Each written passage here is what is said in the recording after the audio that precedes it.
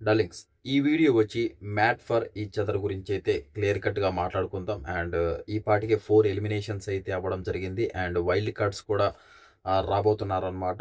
And the థంబ్‌నెయిల్‌లో నేను కళ్యాణ్, తనూజ వాళ్ళిద్దరిని కూడా పెట్టడం జరిగింది. అసలు ఎందుకు పెట్టానంటే చాలామంది ఇప్పుడు ఇప్పటికి కూడా అడుగుతున్నారనమాట. Kalyan, Tanuja made for each అదర్‌కి వస్తున్నారా? రావట్లేదా? అని చాలా చాలా మెసేజెస్ అయితే వస్తున్నాయి. అందుకనే ఈ వీడియోతో ఒక క్లారిటీ అయితే ఇద్దామనుకుంటున్నా. వాళ్ళు వస్తున్నారా? రావట్లేదా? అని చెప్పేసి. వీడియో చూసే ముందు అన్నీ మాట్లాడుకుందాం క్లియర్ కట్‌గా. లైక్ చేయండి. ఖచ్చితంగా లైక్ చేస్తే ఈ వీడియో ఎక్కువ మందికి రీచ్ అవుతుంది. ఆ ప్రాబ్లమ్ సొల్యూషన్ దొరుకుతుందనమాట. అలాగే హైప్ కూడా చేయండి. హైప్ చేస్తేనే ఎక్కువ మందికి రీచ్ అవుతుంది. ఫస్ట్ టైం మన ఛానల్‌ని ఎవరన్నా చూస్తుంటే సబ్స్క్రైబ్ చేసుకోండి. ది రౌడీస్ అనే అదైతే చేయబోతున్నాం. మేబీ ఇది నెక్స్ట్ మంత్‌లో మనకి షూట్ స్టార్ట్ అవుతుంది. దీనికి కళ్యాణ్, తనూజ అయితే వస్తున్నారనమాట. ది రౌడీస్ అనే షోకి. దాని తర్వాత అగ్ని పరీక్ష సీజన్ 2 స్టార్ట్ అవ్వబోతుంది. దాని గురించి కూడా క్లియర్ కట్‌గా మాట్లాడుకుందాం. ఆల్రెడీ 2 వీడియోస్ చేశాను నేను. ఎవరన్నా బిగ్ బాస్‌కి పోవాలనుకుంటే ఇంట్రెస్ట్ ఉంటే ఆ 1 మినిట్ వీడియో ఎలా చేసుకోవాలి? ఖచ్చితంగా 1 మినిట్ వీడియో అనేది చాలా ఇంపార్టెంట్. ఎందుకంటే దాన్ని చూసే మిమ్మల్ని సెలెక్ట్ చేస్తారు. దాని తర్వాత మిమ్మల్ని అన్నపూర్ణ స్టూడియోస్‌కి పిలిచి గ్రూప్ డిస్కషన్స్ ఉంటాయి. అవన్నీ చాలా ఉంటాయి. అవన్నీ నువ్వు పాస్ అయితేనే నెక్స్ట్ అగ్ని పరీక్షకెళ్తావనమాట. అక్కడ మీ అందరికీ తెలిసిందే. ఎందుకంటే మీరు ఆల్రెడీ చూసే ఉంటారు కాబట్టి అక్కడ మనం ఆ బిగ్ బాస్ హౌస్‌లో ఫిట్టా? కాదా? అనేసి ఆ నామినేషన్స్ అక్కడ చేయమంటారు. గొడవలు పడమంటారు. ఒక గొడవని నువ్వెలా సాల్వ్ చేసుకుంటావు ప్రాబ్లమ్ వస్తే అని చాలా చాలా టెస్టులు చేసి దాంట్లో నెగ్గిన వాళ్ళని బిగ్ బాస్ హౌస్‌లోకి అయితే పంపించడం జరుగుతుందనమాట. చాలా పెద్ద ప్రాసెస్.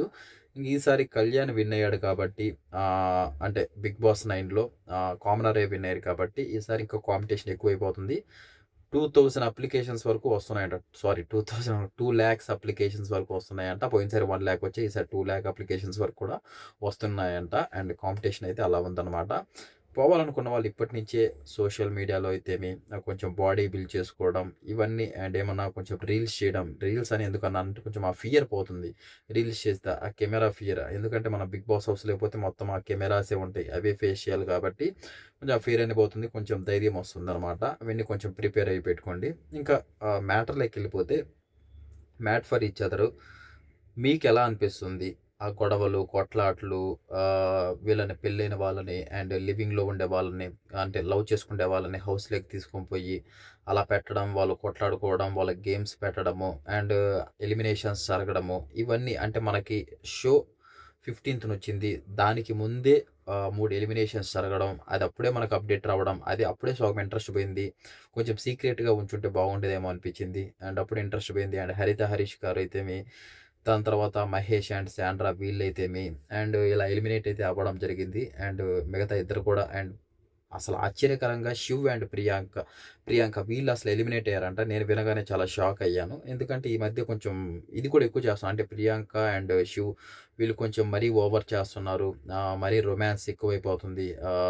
అంటే ఇంగ 18+ వాళ్ళు చూడాల్సింది అని చాలామంది చెప్తున్నారనమాట. రీల్స్‌లలో నేను చూశాను. Mat for each other show చూసినప్పుడు కూడా మరి ఎందుకు చేశారో కానీ మొత్తానికి వాళ్ళు కూడా ఎలిమినేట్ అయితే అవ్వడం అయితే జరిగిందంట. మొత్తానికి వీళ్ళైతే ఎలిమినేట్ అయ్యారు. వైల్డ్ కార్డ్స్ రూపంలో అయితే హ్మ్. మళ్ళీ వీళ్ళు కొత్తగా పెళ్ళైనారు కదా! మహేష్ శాండ్రా అయితే వీళ్ళు మళ్ళీ వస్తున్నారంట. వైల్డ్ కార్డ్ రూపంలో అయితే వీళ్ళు రాబోతున్నారు. ఇంకొక జంట ఎవరంటే వైల్డ్ కార్డ్ రూపంలో రాబోయేది చెప్తాను. నెక్స్ట్ వచ్చేసి అభిమానిక అమీర్ అంట. అభిమానిక అమీర్ వీళ్ళు యోగా టీచర్స్ అంట. యోగా టీచర్ అంట. వీళ్ళ కపుల్ అయితే రాబోతున్నారనమాట. వీళ్ళొక మరి ఎలా ఉంటారో ఏంటో చూడాలి. మనం ఏదైనా సరే సెలబ్రిటీస్ వచ్చినప్పుడు మన మీద ఎక్స్‌పెక్టేషన్స్ హై లెవెల్‌లో పెట్టుకుంటాం. ఒక రేంజ్‌లో ఆడతారు, నెక్స్ట్ లెవెల్‌లో ఉంటుందని. కానీ మనం పెట్టుకునే ఎక్స్‌పెక్టేషన్స్‌కి వాళ్ళు ఆడే ఆటకి అసలు బ్యాలెన్సే అవ్వదనమాట. ఎవరైతే కామనర్స్‌గా వస్తారో వాళ్ళే మంచిగా ఆడుతున్నారు. ఎందుకంటే ఫస్ట్ ఆఫ్ ఆల్ వాళ్ళు ఫస్ట్ టైమ్ కెమెరాని ఫేస్ చేస్తారు. ఫస్ట్ టైమ్ ఆ పీపుల్స్‌ని ఎదుర్కొంటారు. అప్పుడు వాళ్ళకి ఇవన్నీ తెలీదనమాట. ముందే ఏం ప్రిపేర్ అయ్యి రారు. వీళ్ళెలా అంటే ముందుగానే ప్రిపేర్ అయ్యొచ్చి ఏదేదో ఇచ్చి పడేస్తున్నారు. అక్కడ ఏం అర్థం కావట్లేదు. అందుకని నచ్చట్లేదు. కామనర్స్ అలా కాదు కదా! వాళ్ళకేం తెలీదు కదా! ఏదో కాసేపు ఉందాం, ఏదో షోకి పిలిచారు, వెళ్ళిపోదాం అని చెప్పేసి వస్తారు. మంచిగా ఏదో మనం బయట పల్లెటూర్లలో ఎలా ఉంటాం, ఒక ఫ్యామిలీతో ఇంకొక ఫ్యామిలీ మంచిగా మాట్లాడుకోవడాలు అవన్నీ అలా ఉంటారనమాట. నాకెందుకో కామనర్స్ దీంట్లో కూడా కొంచెం కామనర్స్‌ని ఎవరన్నా సెలెక్ట్ చేసి కామనర్ పేరుని ఏమన్నా సెలెక్ట్ చేసుంటే బాగుండేదేమో అనిపించిందనమాట. మీకెంతమందికి అలా అనిపించింది కామెంట్ చేయండి. ఎందుకంటే అందరిని సెలబ్రిటీస్ చేస్తే అది వేరుగుంటుంది. ఏదో యూఎస్‌లోనో, అమెరికాలోనో ఉన్నట్టు వాళ్ళ రిలేషన్‌షిప్‌ని మనం చూస్తున్నట్టు అలా ఉంటుందనమాట. కొంచెం మన పల్లెటూరుల సైడ్ నుంచి కూడా ఏమన్నా కామనర్స్‌ని పెట్టి అగ్ని పరీక్షలాగే పెట్టి కొంచెం వాళ్ళని సెలెక్ట్ చేసి తీసుకుంటే చాలా బాగుంటుంది చూడ్డానికనమాట. ఓన్లీ అందరిని వీళ్ళనే తీసుకునేసరికి అది కొంచెం నచ్చట్లేదు. ఎవరికీ నచ్చట్లేదు. అండ్ కొంచెం అందులో పెళ్ళైన వాళ్ళని ఇంకా లవర్స్‌నే తీసుకున్నారు కాబట్టి వీళ్ళు ఇంకా హగ్గింగ్స్ అయితేమి, కిస్సింగ్స్ అయితేమి ఇవి కొంచెం ఎక్కువైపోతున్నాయి. ఎందుకంటే ఆల్రెడీ వాళ్ళు ఇంక పెయిర్సే కాబట్టి పెద్దగా ఏముండవు కాబట్టి అంటే 'బిగ్ బాస్' అంటే వాళ్ళకి ఒకరికి ఇంకొకరికి పరిచయాలుండవు.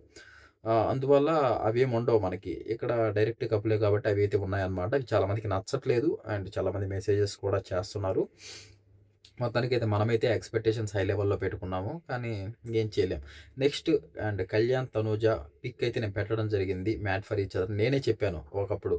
మ్యాట్ ఫర్ ఈచ్ అదర్‌కి వాళ్ళు రారు. ఎందుకు రారంటే ఫస్ట్ ఆఫ్ ఆల్ దీనికి పిలిచేది మ్యారేజ్ అయిన వాళ్ళని అండ్ అదే బయట లివింగ్‌లో ఉండే వాళ్ళని, లవ్‌లో ఉండే వాళ్ళని పిలుస్తారు. వీళ్ళు బెస్ట్ ఫ్రెండ్స్. వీళ్ళే చెప్తున్నారు.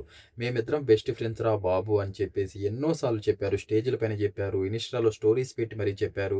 స్టిల్ ఇప్పటికి కూడా చాలామంది ఇంకా వాళ్ళనైతే చాలామంది నెగెటివ్ చేస్తున్నారనమాట. అండ్ ఇదే ఆపుకుంటే మంచిది. అండ్ వీళ్ళు మ్యాట్ ఫర్ ఈచ్ అదర్‌కి రారు మామ. ఎందుకొస్తారు? అండ్ వీళ్ళు జస్ట్ ఫ్రెండ్స్ కాబట్టి వచ్చే ఛాన్స్ అయితే లేదు. ఇప్పటికి ఈ వీడియోతోన్నా మీకు క్లారిటీగా తెలియాలింకా.